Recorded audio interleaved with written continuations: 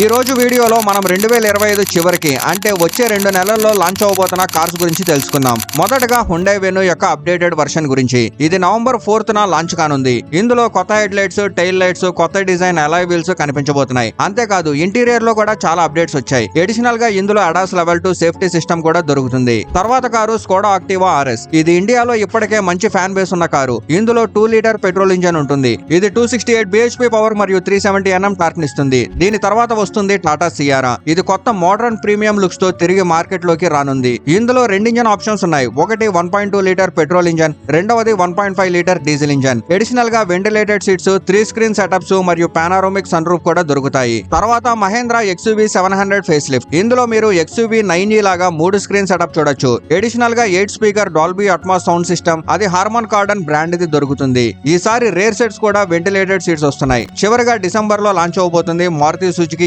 Vitara. ఇందులో 2 రకాల battery options, panoramic sun roof, 360 degree camera, 10.1 inches infotainment system, ventilated seats, మరీ ముఖ్యంగా ADAS level 2 safety టెక్నాలజీతో వస్తుంది. ఇప్పుడు మీరు కామెంట్ లో చెప్పండి, ఈ వచ్చే 2 నెలల్లో మీరు వీటిలో ఏ కార్ కోసం వెయిట్ చేస్తున్నారు?